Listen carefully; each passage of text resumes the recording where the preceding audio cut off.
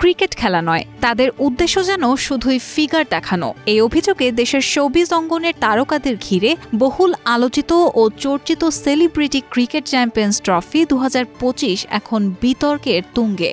Glamour আর গসিপের মঞ্চে উঠেছে এমন অশ্লীলতার অভিযোগ।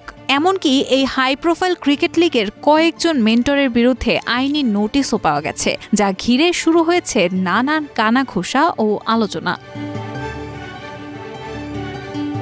অশ্লীলতার অভিযোগে এবার সেলিব্রিটি ক্রিকেট লিগের আলো ঝলমলে দুনিয়ায় নেমেছে প্রশ্নের অন্ধকার। অভিযোগের তীর ছুটে গেছে সরাসরি লিগের মেন্টর ও তারকাদের দিকেই। মেন্টর নির্মাতা প্রবীণ রহমান চৌধুরী, গিয়াসউদ্দিন সেলিম, তানিম রহমান অংশু এবং সিনথিয়া ইয়াসমিনের নাম রয়েছে আইনি নোটিশে। শুধু তাই নয়, অভিনেত্রী কেয়া পায়েল, মডেল শাম্মী ইসলাম নীলা ও আলিশাও রয়েছেন সেই তালিকায়। একটানা চমক আর কন্ট্রোভার্সিতে মোড়ানো এই লিগ যেন এখন মাঠের বাইরে নতুন এক ড্রামা সিরিজের পরিণতি পাচ্ছে।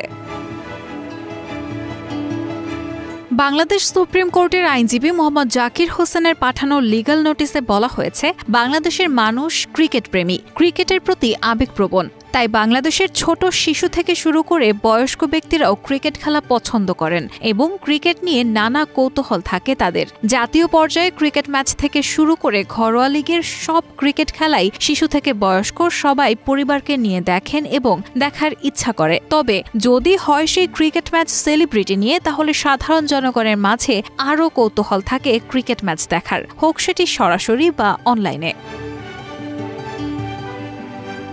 বর্তমানে আমরা দেখতে পেয়েছি সেলিব্রিটি ক্রিকেট লিগ 2025 টুর্নামেন্ট ছাড়া হয়েছে। সেখানে বাংলাদেশের বিভিন্ন মডেল সহ ছোট ও বড় পর্দার অভিনেত্রীরা অংশগ্রহণ করছেন। সেই সেলিব্রিটি ক্রিকেট লিগে মারিয়া মিম, সিনথিয়া ইয়াসমিন, কেয়া পায়েল, মারুফা আক্তার জামান, শাম্মী ইসলাম নীলা ও আলিশা তাদের শালীনতা বজায় না রেখে অশালীন অঙ্গভঙ্গিমা সহ ক্রিকেট খেলার জন্য বা প্রস্তুতি নেওয়ার জন্য সঠিক ড্রেস না পরে ছোট ছোট ড্রেস পরে ক্রিকেট খেলার নামে সমাজের ছোট বড় সবার মাঝে অশ্লীলতা ছড়িয়ে দিচ্ছে, যা ক্রিকেট প্রেমীদের মনে বিরূপ প্রতিক্রিয়া ফেলছে। একই সঙ্গে সমাজে অশ্লীলতা ছড়িয়ে পড়ছে এবং অভিনেত্রী মারুফা আক্তার জামান নিজেও ইন্টারভিউতে বলেন, ফিগার যদি না দেখাতে পারে তাহলে কিভাবে হলো। এ থেকে স্পষ্ট ক্রিকেটের নামে অশ্লীলতা ছড়িয়ে দিচ্ছেন অভিনেত্রীরা, যা সমাজের জন্য ক্ষতিকর এবং ক্রিকেটকে কলঙ্কিত করা হচ্ছে। এছাড়া বলা হয়েছে, বর্তমানে বাংলাদেশে বেশিরভাগ যেহেতু মুসলিম এবং ইসলামকে ধারণ করেন, তাই সেলিব্রিটি ক্রিকেট লিগ নামে অশ্লীলতা ছড়িয়ে না দিয়ে সেলিব্রিটি ক্রিকেট লিগের সব খেলোয়াড়দের শালীন ড্রেস মেইনটেইন করে খেলার জন্য আহ্বান করা হলো। তাতে যেমন সমাজ অশ্লীলতা থেকে রক্ষা পাবে, তেমনি ক্রিকেট প্রেমীদের মনে আরও বেশি ক্রিকেটের প্রতি ভালোবাসা বাড়বে।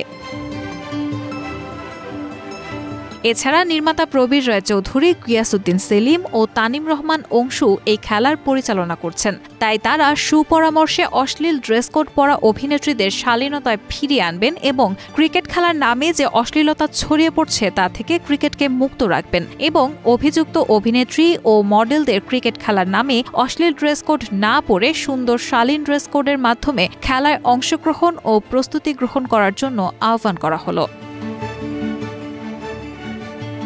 অশ্লীল ড্রেস পরে এবং অঙ্গভঙ্গি করে তারা কেন ক্রিকেট খেলার মধ্যে অশ্লীলতা ছড়িয়েছেন, আগামী 15 দিনের মধ্যে তার জবাব দাখিল করতে বলা হয়েছে নোটিশে, অন্যথায় আইনি ব্যবস্থা নেওয়া হবে।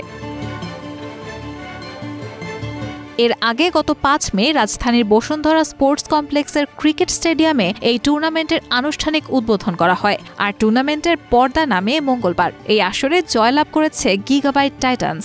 দলটিতে খেলেছেন চিত্রনায়ক সিয়াম আহমেদ, শরীফুল রাজ, মৌসুমী হামিদ, মেহজাবিন চৌধুরী প্রমুখ। রায়হানা মুন, প্রবাস খবর।